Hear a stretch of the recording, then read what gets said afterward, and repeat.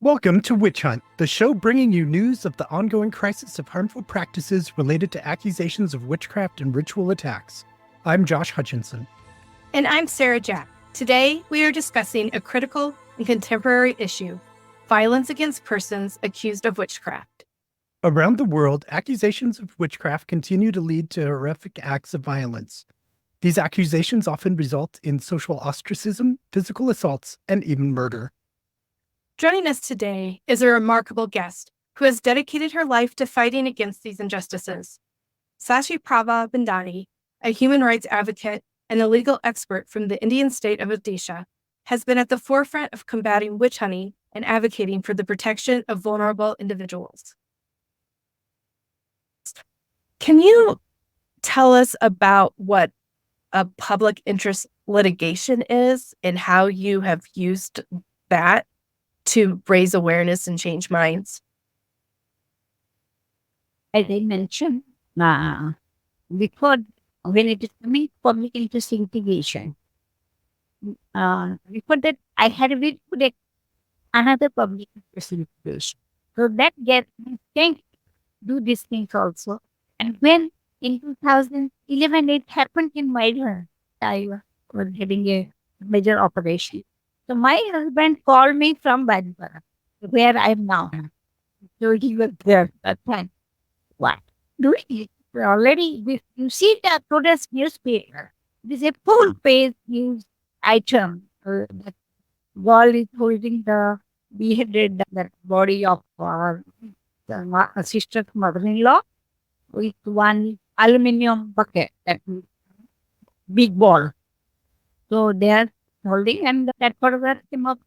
They get body. They're doing what for last few years. Why you are not going for filing a public investigation?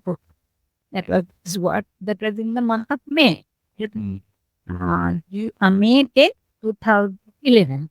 I filed it 2011, July 15th. Last part of the July, last year.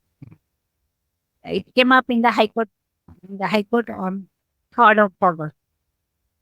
The matter was taken by the High Court on 3rd of 2011. So this, before that, in 2007, 8, there was different type of violence in Odisha. And in 2008, August, there was a situation, one religious, I'm not religious that, but I'm stating the incident was killed in the district of Kurban. So I was looking after the unit of human rights law network in Odisha. I was the state director for human rights law network. So they, the public litigation, they are filing public litigation, filing cases of law for the prevention of human rights. Different area. Maybe you can Google HRLA. So it is a national organization. And my orientation was also on human rights when I joined in 1985, the district court. The completion of my law, I joined as a lawyer in the district bar in my rooms. So I joined the group, those who were working for the human rights college at that time. I met my husband there. For particular that's right, right. That. And I started working with them that time. What happened at this case, in this case, Fulbani, when one religious guru was killed by people, so there was a lot of violence all over the state and all over India. So there were mass part of people. When a particular leader came to that place and marched from one place to another place about 40 kilometers with team members, people were being killed or his way to other place. So you are being informed because I was one investing director for that organization. So I was informed, then I started intimating the district collector about. Later on, some lawyers might go were taking into custody. Uh, there is no details information how they are being taken into custody of the police. But what happened? I went to court of law for 2 days of her killing of the Dharma Guru, then asking the police the special protection for the people who have fled away to the forest because of the situation in that area. Then it was not possible for me to uh, go and meet people, but I could give an interim order to the government to depute more forces there. But during that time, group of people came up with a campaign that they will march from particular place all over place of the state. During this period, when I asked for the rapid action force for protection of the people, those who were not in the villages, and this march of the leader, there was violence through the state, through the district all over India. About 28 states were affected, and all through the state, 30 districts were affected by that. Lot of people were being killed, and lot of destruction was also attacked because of that type of march. Then I could not able to find any further cases before the court of law in Odisha. We bet that March after March incident by another group of people. Then I went for the head of the organization, Kalin Kansalvi. But he told me that can you file this in the if you give me all the details.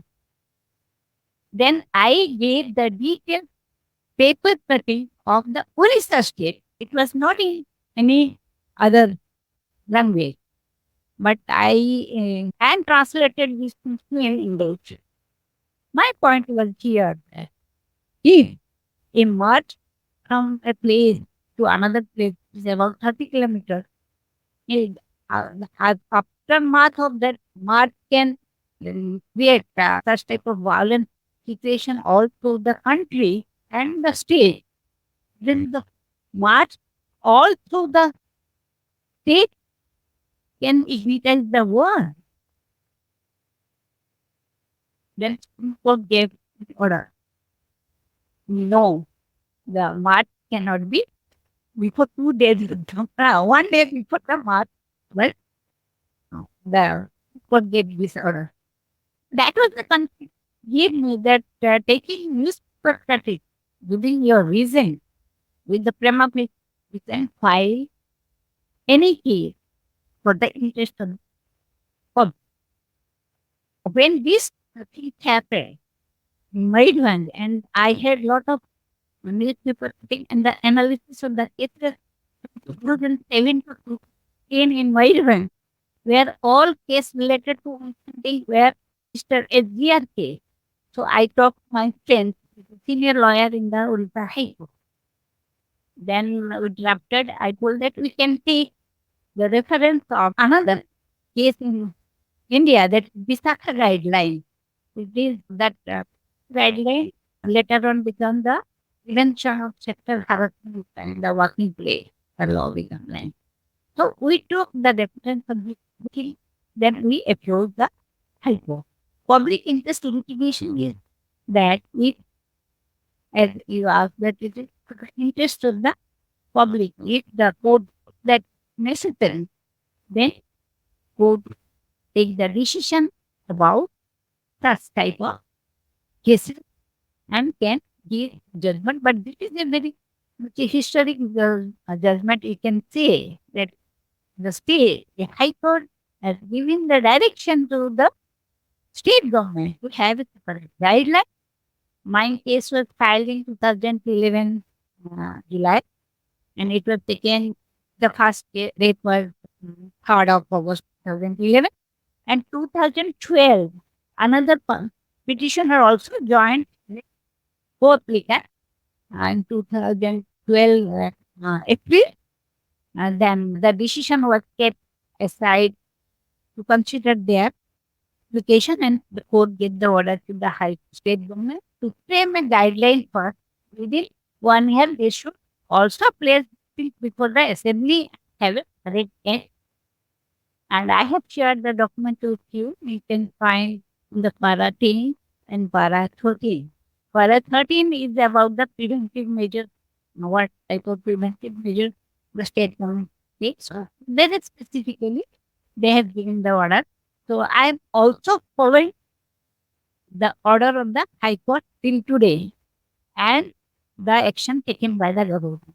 By 2013, 13, October, November 3, it was placed before the assembly in 2014, February, the legislation can post. In 2014 also I have shared another document. The government came out with one specific that all the cases shall be taken as state practice.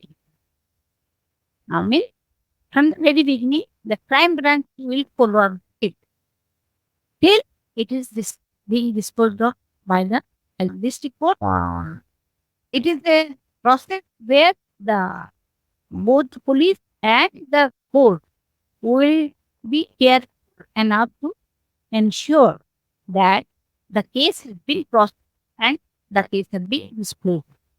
In 2022 October, that was the maybe where 9 persons had been convicted as for punished for the offense they made by killing people and also burning them, and also after burning they have already put them into the that is covered in the soil, and they made all the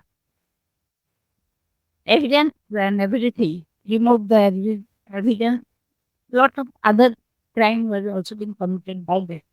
The thing is that here I would like to say, when we are talking about PIL, we are talking of the justice and the law. The law ultimately all the final decisions are being taken by them. So as per the rule of law, we will not quote them or implement the law. Still, that is the responsibility of all people. So I'm also looking at making people aware of the citizens' right and responsibility that way. So isolatedly, no judiciary, no police people can perform their work efficient for this. PIL is one the tool one can go and use for the public interest. But it is not being that means the responsibility of the court of law or the police is not ending there. But it is again the beginning of general citizens to support the whole process of implementation. It is very much not in the mind of the people in general that they have a greater responsibility to support the process of the implementation of the law for the people. When we are saying that there is no one is dahan, alleging anyone's dahan is punishable in the law. It's crime. And alleged crime, alleging someone in any name, whether it is Dani or we or Dan or student. Thank you, Sarah. You're welcome. And thank you for tuning in to this episode of Witch Hunt. Join us every week. Have a great today. and a beautiful tomorrow.